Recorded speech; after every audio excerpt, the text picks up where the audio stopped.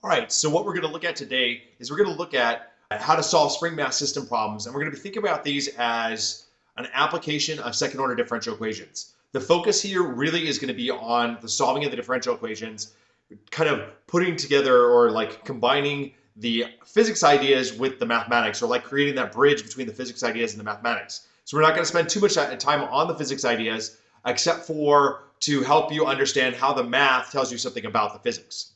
So let's start out with some basic information for spring mass systems. On the one hand, we're going to have m is going to be the mass, and we'll have g equal to the gravity. And so if we take m times g, we're going to get that force due to gravity that's right here. If you are working inside of pounds, what you want to know is you want to know that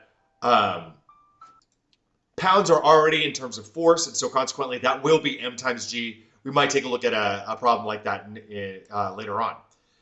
In addition to that, we've got Hooke's law, and essentially Hooke's law says that the spring mass force, okay, so the force on the spring, call it F sub s, is going to equal negative k times L naught. Now, if we add together, okay, the force basically due to gravity and the spring mass force, so that's essentially what's going on here in this L naught position, what we get is we end up getting those two equal to each other. Basically, the force due to gravity is pulling the object down, and that spring mass force is then pulling the object back up. And so we get this equation, mass times gravity equals k times L naught. Now, let's say, for example, that what we've got now is we're going to kind of complicate the system a little bit more. And one, right down here, we've got somebody who's going to pull the spring downward. And they're going to pull the spring downward, and the displacement is going to be y of t. So that y of t is going to be positive. So positive when we're moving downward, and when it's moving upward above this equilibrium position, it's going to end up being negative. So we pull down positive force, and then what ends up happening is that we might also have a damping force, and that's what this is. We call that maybe a dash pot, but it could also be damping due to wind resistance, whatever actually it might be. And then we're going to have this thing called a forced oscillation, and that forced oscillation is basically, it's like a motor that's going to keep the spring moving, keep the spring moving, keep the spring moving. So the force of the spring mass after the pulling is going to end up being negative k times L naught plus y of t.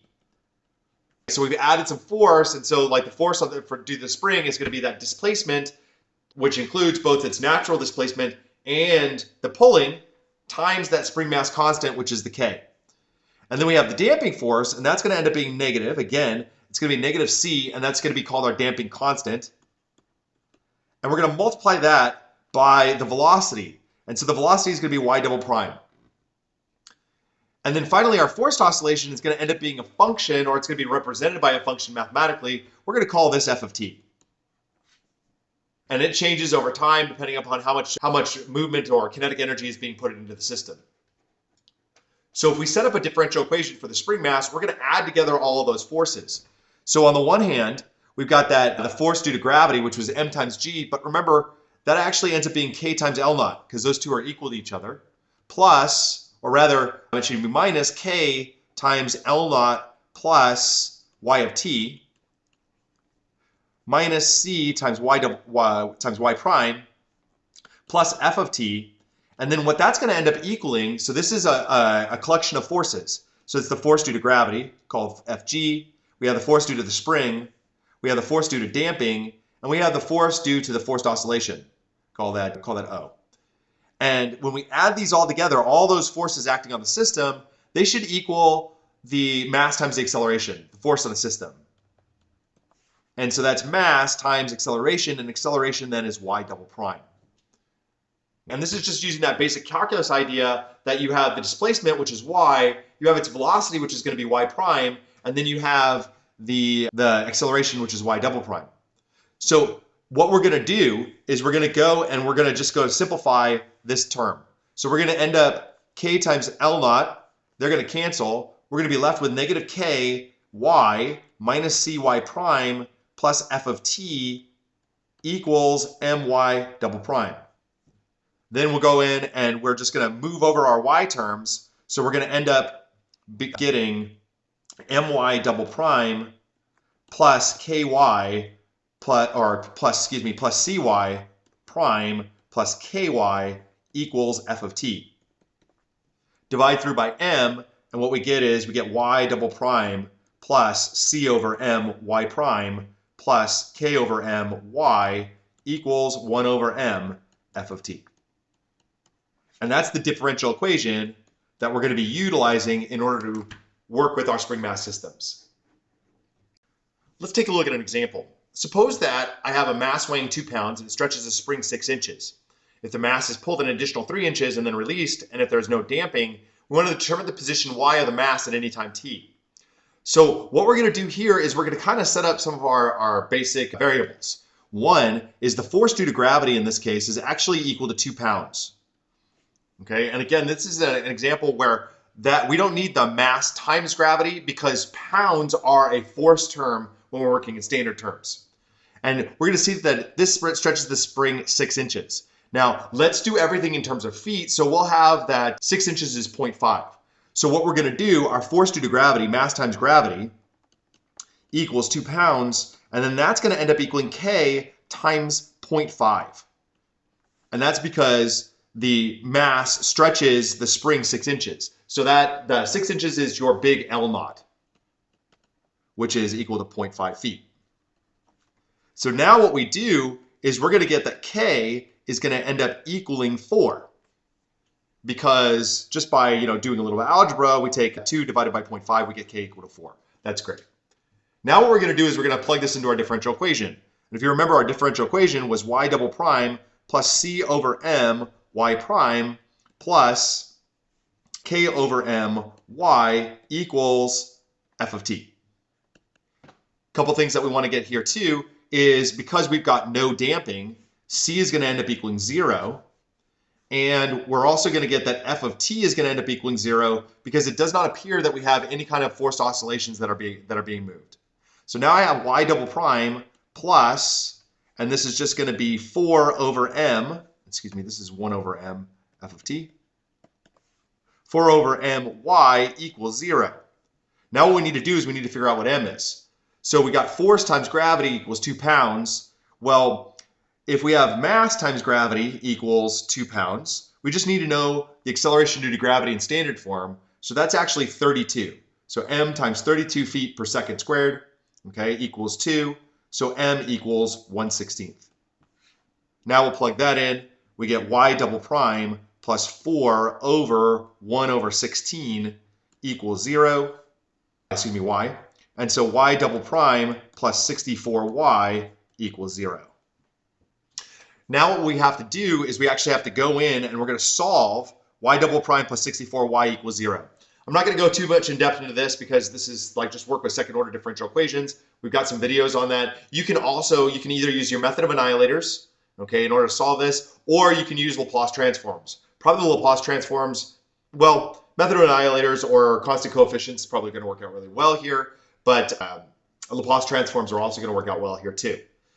What we're going to get essentially is we're going to get r squared plus 64 equals 0, and so we're going to get r is equal to plus or minus 8i.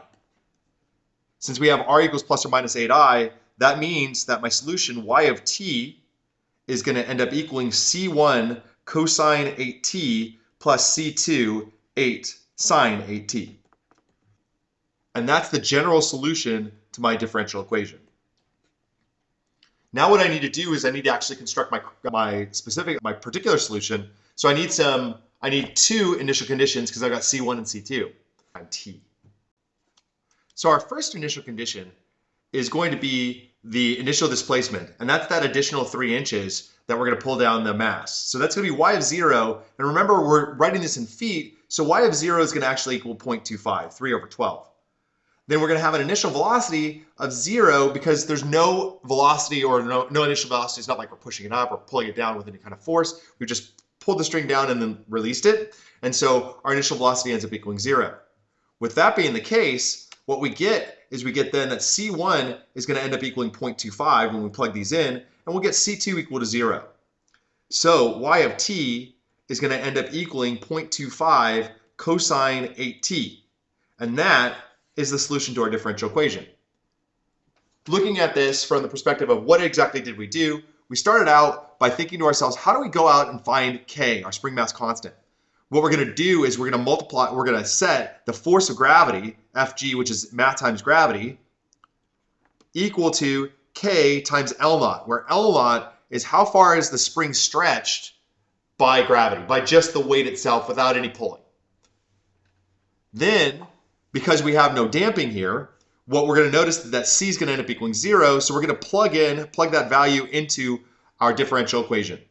Notice that we don't have M, and so what are we going to do there? Well, again, we're going to use that mass times gravity. So we've got the mass, which is our unknown, times the force due to gravity, which in this case is 32, because we're working in pounds, and then we set that equal to 2, and so our mass ends up being 1/16. Plug that into the differential equation, and we finally get y double prime plus 64y equals 0. Again, we can use Laplace transforms, or we could utilize constant coefficients here in order to go and solve for the solution. In this case, we ended up with the solution to our auxiliary polynomial being r equals plus or minus 8i. And so when we get that, we can plug that back into our differential equation right here, okay, to get this as a general solution. Then we use our initial conditions in order to solve for C1 and C2. And that's how we go about doing this. So let's suppose we now have this kind of situation. We have a mass of 20 grams and it's going to stretch a spring 5 centimeters. And we suppose that the mass is also attached to a damper with a damping constant of 400 dynes per second. So if the mass is pulled down an additional 2 centimeters and then released, we want to find its position y at any time t. So now what we've got is we've added in that damping constant. So on the one hand, we're going to first want to find k like we did before. And so we're going to notice that our mass, m equals 20, and we're going to have gravity now is going to end up equaling 9.8 because we're working in metric. And notice, again, we're not working with a force here, so we've got something just slightly different. And so that's going to be 20 times 9.8 is going to end up equaling k, and it stretches the spring 5 centimeters. Now we're going to have to change that into meters, so my L naught that we're working with here is going to end up being 0.05. So it's going to be k times 0.05. And so what we get now is we get k is equal to 3,920. So that's the first part. Now the second part is to notice that we've got C. C is going to end up equaling 400. And also, in this case, we have no f of t. F of t ends up equaling 0. So when we write our differential equation, we're going to get y double prime plus 400 over 20y plus 3,920 over 20, or y prime, excuse me, y equals 0. Rewriting that, we're going to get y double prime plus 20y prime plus 196y equals 0. Now, again, we've got a homogeneous differential equation that has constant coefficients. So I'm going to get r squared plus 20r plus 196, my auxiliary polynomial, equal to 0. And so that's going to give me r equals negative 10 plus or minus 4 root 6i, giving me a complex solution here. So my general solution is going to be y of t equals c1, or rather we'll use it as e to the negative 10t times c1 cosine 4 root 6t plus c2 sine 4 root 6t. Now we need to go and figure out what c1 and c2 are. So what we're going to notice here is that we've got y of 0, my initial condition, is equal to 2 centimeters, so that's 0.02 in terms of meters, 0.02 meters. And my initial velocity, y prime of 0, is actually equal to 0. When I go in and I solve for c1 and c2, I get that c1 equals 2 and c2 equals 5 root 6. So consequently, y of t ends up equaling e to the negative 10t times 2 cosine 4 root 6t plus 5 root 6 sine 4 root 6t. And that's the solution to our differential equation. In both of these cases, we don't have forced oscillations. We'll look at one where we do have forced oscillations in just a moment. So what I'm going to do now is I'm going to transform this general solution, the ones that we've been getting, into what we call a phase mode form. And the phase mode form is basically just a change of variable that allows us to rewrite the function in terms of a basic cosine function, right? Where we have an amplitude, we have a phase shift, and we have a period. So let's say, for example, we have a function like we had before, y of t equals e to the at c1 cosine bt plus c2 sine bt. Now what I'm going to do is I'm going to imagine that I've got a triangle here, and it's a right triangle, and I'm going to have an angle, call it phi, and then I'm going to have c1, this here, excuse me, c1 as my horizontal and c2 as my vertical. And those are the values for whatever those constants are. So we're going to have now a naught is going to equal the square root of c1 squared plus c2 squared. So basically it's going to be the length of the hypotenuse here. And then phi, just using some trig, is going to end up equaling tangent inverse of c2 divided by c1. What that means, or what that allows for us to say, is that c1 is then going to be equal to a naught cosine phi, and c2 will equal a naught sine phi. Just knowing that generally, not generally, but that the cosine represents our horizontal and that the sine is going to represent our vertical when we're looking at a right triangle. What we'll do then is we're going to get then y of t is going to equal, and it's going to be a naught, and it'll be cosine bt, cosine phi, plus a naught sine bt, sine phi, on the inside, and then e to the at again on the outside. Notice all we're going to do here is we're just going to substitute in for c1 and c2 utilizing these values that we got from that right triangle. It's basically, like I said, it's a change of variable here. Now I'm going to utilize the trig substitution, which is that cosine of cosine of alpha minus beta is going to equal cosine alpha cosine beta plus sine alpha sine beta.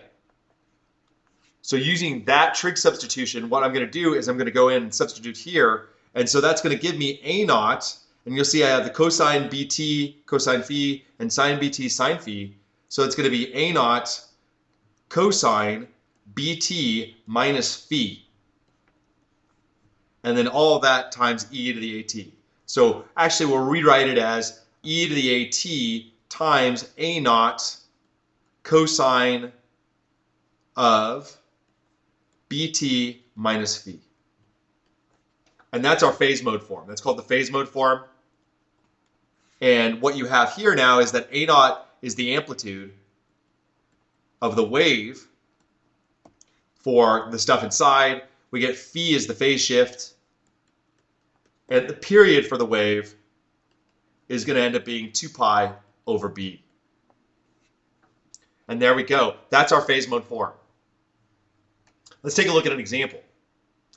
Let's say, for example, that what we had before was we had, if you remember, we had y of t equals, and it's got 2 cosine 4 root 6t plus 5 root 6 times sine 4 root 6t. And that's going to be e to the negative 10t. So e to the negative 10t is not really going to play a role in our phase mode form. What is our c1 equal to 2 and our c2 equal to 5 root 6. So whatever the constant is in front of the cosine, that's your c1. Whatever the constant is in front of the sine form, that's your c2. What we'll do is we're going to get that a naught then is going to equal the square root of 2 squared plus 5 root 6 squared. And that ends up equaling approximately 12.40967, somewhere around there. And then what we'll do now is we'll figure out what phi is. Phi is going to end up equaling the tangent inverse of, in this case, 5 root 6, that's c2, divided by c1, 2. And that'll end up equaling approximately 1.40893. So our phase mode form here now is going to be y of t equals e to the negative 10t times 12.40967 cosine 4 root 6 t minus 1.40893. And we'll get amplitude a naught equal to 12.40967 for just the interior function right here. and we'll get a phase shift to phi equal to 1.40893. And we'll get a period of 2 pi over 4 root 6. And that's our phase mode form. Let's take a look at a problem now, and let's actually have a problem now with forced oscillation. Let's suppose I have a mass weighing 4 pounds and stretches a spring 1.5 inches. So what that means is that my force due to gravity is going to end up equaling 4 pounds. And it's going to stretch the spring 1.5 inches, so that means L naught is going to end up equaling 1.5 divided by 12. The mass is displaced 2 inches in the positive direction from equilibrium and released with no initial velocity, so that means that I get y of 0 is going to end up equaling 2 over 12, or 1/6, and I'm going to get y prime of 0 equal to 0.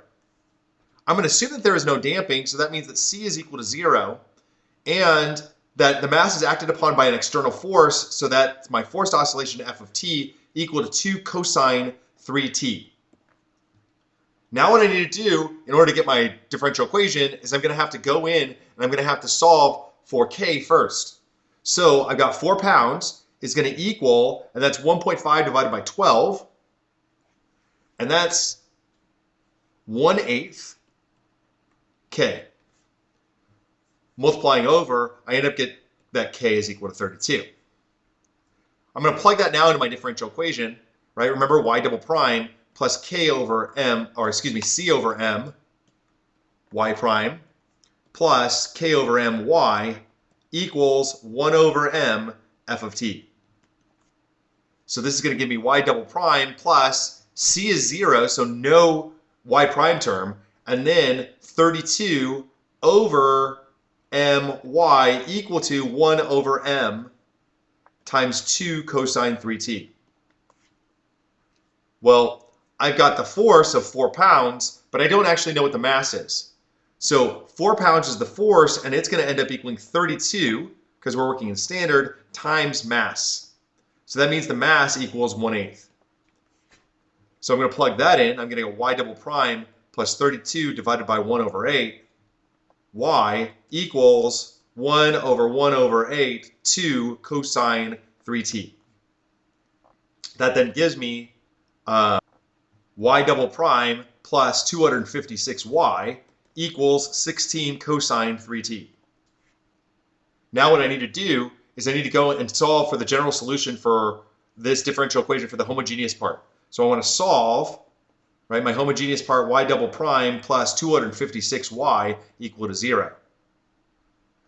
So I'm going to get an auxiliary polynomial of r squared plus 256 equals 0. So r is going to equal plus or minus 16i. That gives me a general solution of y of t equals c1 cosine 16t plus c2 sine 16t. Now I'll use my initial conditions of y of 0 equals 1/6 and y prime of 0 equals 0. But before I do that, what I need to do is I actually need to find my yp. I need to find my my particular solution to add to this in order to then use C1 and C2. Pardon me. I want to do this first. So I'm going to pick a trial solution, yp equal to a cosine 3t. Now I'm going to notice that a cosine 3t is different, or the cosine 3t is different from the values in my homogeneous part, so I'm not going to need to modify my trial solution. All I need to do now here is to figure out what my a is going to be, what my undetermined coefficient is. So I'll do a quick demonstration of that. I'm going to get yp prime equal to negative 3a sine 3t. Take the derivative of yp. And then yp double prime equal to negative 9a cosine 3t. Plugging it back into our general solution here, or into our differential equation, and not the one equal to 0, pardon me, the one equal to 16 cosine 3t, I get negative 9a cosine 3t plus 256a cosine 3t equals 16 cosine 3t. And so consequently, what that means is that I get now negative 9a plus 256, that's 245a, equals 16, because my cosines, they can go away. And we get a equals 16 over 245, which is approximately equal to. So what I'm going to do is I'm first going to take my derivative yp prime, and that'll equal 3a, or negative 3a cosine, or sine 3t. Yp double prime is going to then equal negative 9a cosine 3t. And then I'll plug those back into my differential equation, this differential equation right here. And so what I end up getting is I get negative 9a cosine 3t plus 256a sine cosine 3t equals 16 cosine 3t. I can get rid of my cosine parts, and what I'm left with is I've got the negative 9a plus 256a equals 16. So that would then give me 247a equals 16. So 16 equals, or excuse me, a equals 16 over 247. And that's the value for my undetermined coefficient. And so that means that yp is going to equal 16 over 247 cosine 3t. Putting those all together, what I end up with is I get y of t equals c1 cosine 16t plus c2 sine 16t plus 16 over 247 cosine 3t. And that is the general solution to my differential equation. Now all I got to do is I got to go in and I find c1 and c2. When I solve for c1 and c2, I get c1 equals 151 over 1,482, and I get c2 equals 0. So my solution to my differential equation ends up equaling 151 over 1,482 cosine 16t plus 16 over 247 cosine 3t. And that models this particular differential equation with the forced oscillation. So notice we did the same process, right? We solved the homogeneous, and then in this case we used a method of annihilators or undetermined coefficients. You could also, like I said before, you can use Laplace transforms. It'd probably be even easier to solve. And there we go. So basically what we're looking at when we go through and we solve, or we're looking for the solution for spring mass systems, we're primarily just solving second order differential equations that have constant coefficients and have, in general, some kind of cosine term for their forced oscillations. And in general, that's what we really care about. So I hope this helps. I hope that you got a bit out of it. If you did and you like this, go ahead and click on the like. Go ahead and comment if you have some comments or you have some questions. And like the channel if you like that too. All right. The last topic here that I want to talk about is something called damping. Now, when it comes to damping, we know that like damping is essentially how much does the object slow down based upon air resistance or a dash pot or whatever kind of damping is doing the work of slowing down the system. Eventually, any system that has damping is going to actually stop. And the question is whether or not we get something that actually kind of bounces up and down a couple of times, or if it just bounces once, goes up, and then comes right back down after passing equilibrium once, or if it basically just goes down, comes right back up to equilibrium. That is that there's a lot of damping involved. So if we have very little damping, we're going to get that little oscillation. If we have no damping, what we're going to get is we're not going to get any stopping whatsoever. The system is just going to bounce up and down and up and down and up and down forever because nothing's actually going to stop it. Inertia is going to take over and it'll just continue on. So the question that we want to answer here is how do we figure out mathematically what kind of damping we have? So if you remember, we have this homogeneous differential equation if we have no oscillations. And when we talk about characterizing damping, we want to characterize it without the forced oscillations. So we got y double prime plus c over m y prime plus k over m y. And we'll set that equal to 0. And when we generate a polynomial, we get p of r is going to equal then r squared plus c over mr plus k over m. And we're looking for the roots of that polynomial. So if we look at the quadratic equation, what we're going to get is we're going to get r equals negative c plus or minus the square root of c squared minus 4km over 2m. And so that's going to end up being the roots. And so if, depending upon what we get in here in our discriminant, right, c squared minus 4km, that's actually going to end up telling us what kind of damping that we're going to get, because it's going to dictate the kind of solutions that we end up getting. So we start out with underdamping, and what we know about underdamping is that's kind of like that oscillation that we're going to get. Kind of goes up and down and then decays down to equilibrium. And if we think about that, that's going to have some cosines and sines in it. And how do we get cosines and sines? That's when c squared minus 4km is less than 0. Basically what we have here is we have complex roots. So when we have complex roots, we get underdamping. On the other hand, if I have c squared minus 4km equal to 0, I get critical damping. And that's repeated real roots. That's if we get something squared. And then overdamping, which is basically that we're just going to, it's going to be dragged right back up to equilibrium, really not move too much because there's a lot of damping involved. We're going to get that's when c squared minus 4km is greater than 0. Basically, when we have distinct real roots inside of that polynomial. So the way that we characterize our damping is utilizing either the idea of having complex roots, having repeated real roots, or having distinct real roots. So for example, if we looked at that solution that we had before, right, we had y of t equals e to the negative 10t times, and we had 2 cosine 8t, I believe it was, plus, or no, excuse me, 2 cosine 4 root 6t plus 5 root 6 sine 4 root 6t. This kind of solution to the differential equation indicates for us that we had complex roots. And so this system is underdamped. On the other hand, if we end up getting a system like this, y of t ends up equaling c1e to the negative 2t plus c2e to the negative 5t, what we notice here is, since that's a negative 2 and that's a negative 5, that we ended up with distinct real roots, and so consequently we have overdamping. And you can see that in terms of both of these terms are going to decay to 0 quite quickly. And then finally, if we have one of this form, y of t equals c1e to the t plus c2te to the t, that is, we notice that we're going to be multiplying by that t term after, in our second solution, and we have the same e to the t term inside of both of our solutions, then what we have here is critical damping because we're going to have the repeated real roots.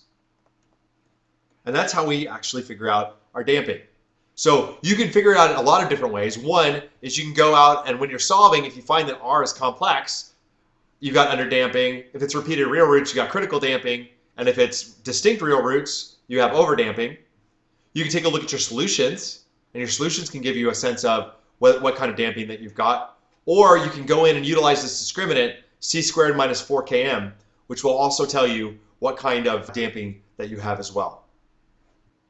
The last topic, the real last topic that we're going to be talking about inside of this lesson, is going to be this idea of a transient and a steady state solution. Simply stated, the transient solution is going to be our YC. It's the solution to the associated homogeneous system. And then our steady state solution is going to be our YP. It's going to be that particular solution that we generate from the forced oscillation.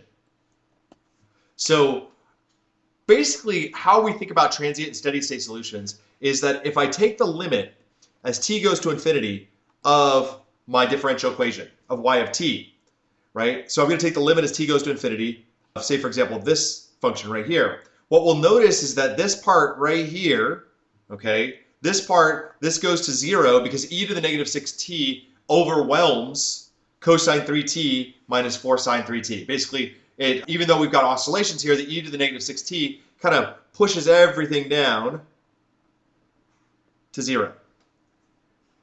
And then what we're left with is this. And this is what we call the steady state solution. That is that over time, we will only get this amount of oscillations, or this kind of like displacement from the midpoint, or excuse me, from equilibrium, because this goes down to 0. So this part here, that's called the transient solution. And that's your steady state solution. Okay? And if we were to put this together, what you'd see is that this is YC, that's the portion for the complementary part, and this is YP, that is the particular. And so like the idea again is just what happens to the system, what happens to the oscillations as we continue time. Essentially, over time, the actual inertia of the spring goes away and we're only left with whatever is left over from the forced oscillations. Wow, that was a lot. I promise you, I tried to get through that as fast as I could, but there's so much about spring mass systems. We didn't even really get into like the trig and how we talk about quasi-periods and all sorts of things. We're gonna have to do like a step 2 in terms of working with spring mass systems, because there really is just so much to talk about. It is the canonical second order differential equation with constant coefficients. Make sure that if you didn't understand the solution methods, you go in and you watch my videos on solving second order differential equations with constant coefficients, and also using the method of annihilators or undetermined coefficients as well, because that's the stuff that we utilized here inside of this particular video. I hope you liked it. If you did like it, go ahead and click on like. If you have any questions, go ahead and click comment. If you have any comments, go ahead and comment and let me know, if it's like, hey, there's something here that we can like maybe do a little bit better, or we need to kind of address even more things about spring mass systems. Let me know about that too. And if you're liking the work that I'm doing, go ahead and subscribe to the channel.